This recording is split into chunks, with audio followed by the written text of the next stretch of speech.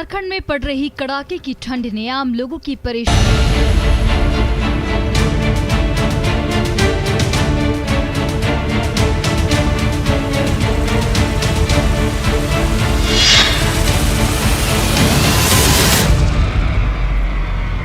आप देख रहे हैं बिहार विशेष और आपके साथ मैं हूं विवेक। मिथिलांचल ने नवंबर महीने में मुख्यमंत्री को कुशेश्वर स्थान सीट पर जीत का तोहफा दिया था और ऐसे में यह तय माना जा रहा था कि नीतीश कुमार भी क्षेत्र के लोगों को इस जीत के बदले कुछ न कुछ जरूर देंगे।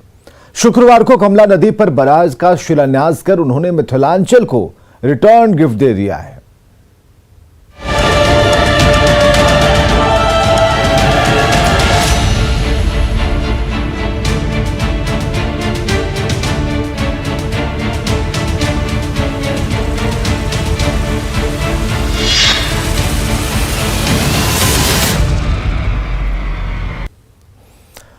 तो मुख्यमंत्री नीतीश कुमार ने मिथिलांचल के लोगों से किया अपना वादा पूरा कर दिया। शुक्रवार को सीएम ने कमला बराज का शिलान्यास कर मिथिलांचल को एक बड़ा तोहफा दिया है। इस प्रोजेक्ट के पूरा होने के बाद मिथिलांचल के लोगों का दर्द कम होगा, किसानों को बाढ़ से राहत मिलेगी। 405 करोड़ की लागत से बन रहे प्रोजेक्ट के पीछे सीएम नीतीश कुमार के साथ जल संसाधन मंत्री संजय झा का दिमाग है।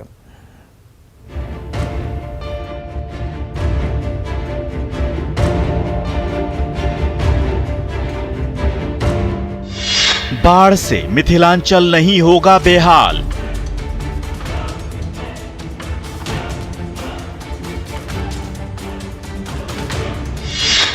कमला बराज से बदलेगी किस्मत।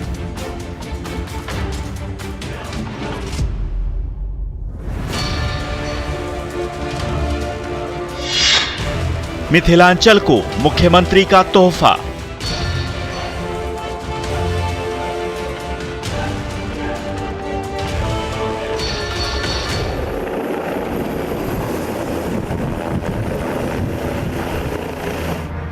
शुक्रवार को मुख्यमंत्री नीतीश कुमार का हेलीकॉप्टर जैसे ही जयनगर के डीबी कॉलेज ग्राउंड में उतरा, मिथिलावासियों की उम्मीदें परवान चढ़ने लगी। डीबी कॉलेज मैदान जयनगर मधुबनी में हो चुका है, क्योंकि ये सीएम नीतीश कुमार का कोई आम दौरा नहीं था, बल्कि वो आए थे मिथिलांचल से किए अपने वादे को पूरा करने।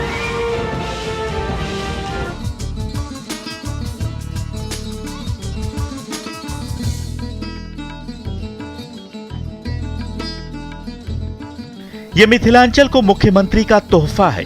ये मिथिलावासियों को सीएम नीतीश कुमार का रिटर्न गिफ्ट है। सीएम के इस तोहफे से अब मिथिला की धरती की किस्मत बदलने वाली है। हर साल आने वाली बाढ़ से अब लोग बेहाल नहीं होंगे, क्योंकि मुख्यमंत्री नीतीश कुमार ने मिथिलावासियों को कमला नदी पर बराज का तोहफा दिया है। कमला नदी पर जो बराज निर्माण का काम है वो शुरू कर रहे हैं। जो बियर था, हम लोगों ने तो पिछली बार ही देखा, वो बियर तो पहले बना है 70 में, तो उस समय तो ठीक बना, लेकिन अब जिस तरह से इसमें फ्लो पानी का बढ़ता चला जा रहा है, और पानी का फ्लो तो बढ़ता ही है, जल का स्तर जो है नदी का तो और ऊंचा होता चला जा रहा है ना। तो जब बना आज से 50 साल पहले, तो अब वो उतना इफेक्टिव नहीं है, ये हम लोगों ने पिछले ही साल महसूस कर लिया था। तो उसी समय ये बात हो रही थी, बैठ करके मीटिंग हम लोगों ने की, और यही हुआ कि इसका एक ही रास्ता है कि बराज बन जाए।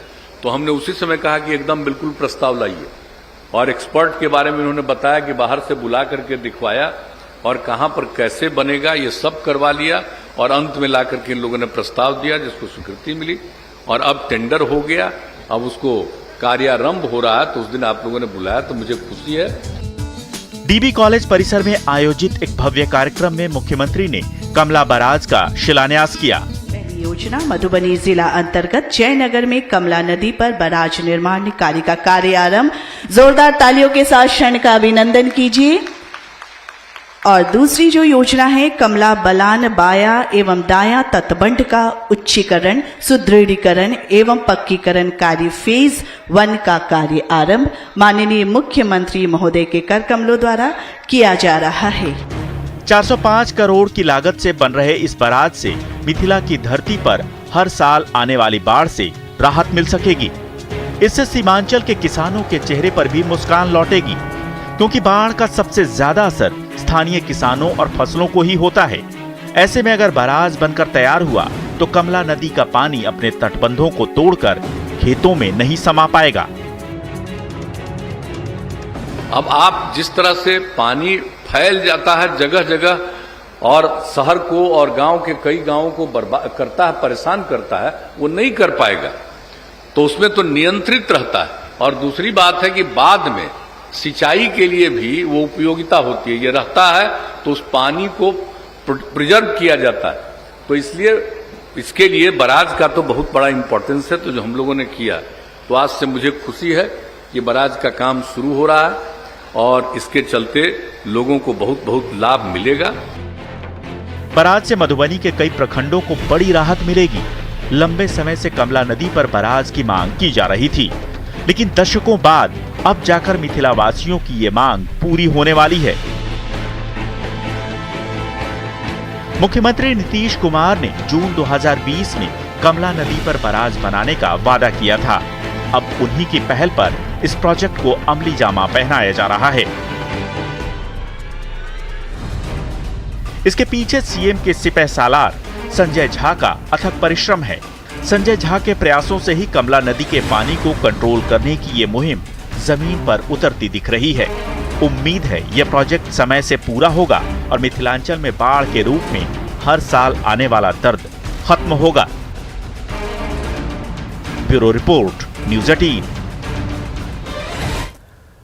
बाढ़ के पानी को रोकने के लिए कमला नदी पर 1970 में वियर का निर्माण कराया गया था, लेकिन यह वियर जिस क्षमता को ध्यान में रखकर बनाया गया था वह अब बेमानी हो चुकी है, क्योंकि 2019 में आई बाढ़ ने इसकी कलई खोल दी थी। तभी मिथिलांचल के लोगों ने मुख्यमंत्री से बैराज बनाने की मांग की थी और इसके बाद पिछले साल इसकी घोषणा हुई और इस बैराज का निर्माण पूरा होने के बाद जिले के कई प्रखंडों को सीधा फायदा होगा। आपको बताने जा रहे हैं कि क्या है इस बैराज की खासियत।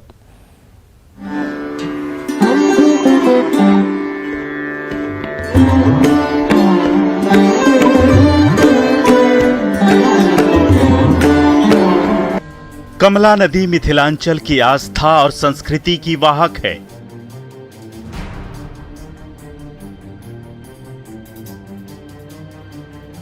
ये नदी नेपाल में हिमालय पर्वत श्रृंखला से निकलती है और मधुबनी के जयनगर अनुमंडल में आकर भारत में प्रवेश करती है।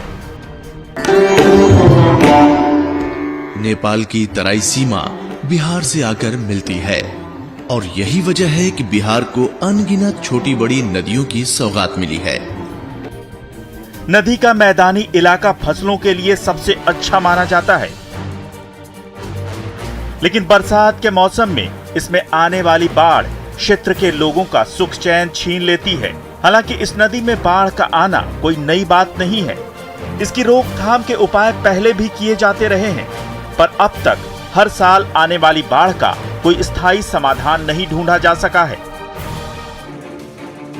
लेकिन अब कमला बैराज से यहां आने वाली बाढ़ पर हमेशा के लिए लगाम लगाई जा सकेगी। दरअसल पहाड़ी नदी होने के कारण कमला अपने साथ बड़ी मात्रा में सिल्ट यानी गाद लेकर आती है और ये गाद नदी की तलहटी में बैठती जाती है। इस कारण नदी उथली होती जाती है और बरसात के दिनों में नदी का पानी किनारों को तोड़कर पास के इलाकों में प्रवेश कर जाता है। 13 जुलाई 2019 को ऐसी ही भयंकर बाढ़ आई थी, जिसमें कई लोगों की जान गई और खेती किसानी को भी भयंकर नुकसान हुआ। इसके बाद मुख्यमंत्री ने 14 जुलाई 2019 को इलाके का दौरा किया था। तब स्थानीय लोगों ने कमला नदी पर बने वियर को बैराज में परिवर्तित करने की मांग की थी। इसके बाद 24 जून 2020 को वियर की जगह बैराज के निर्माण की घोषणा की गई, जिसके बाद 17 दिसंबर 2021 को मुख्यमंत्री नीतीश कुमार ने बैराज का शिलान्यास किया। योजना मधुबनी जिला अंतर्गत जयनगर में कमला नदी पर बैराज निर्माण कार्य का कार्यारंभ। जोरदार तालियों के साथ क्षण का अभिनंदन कीजिए।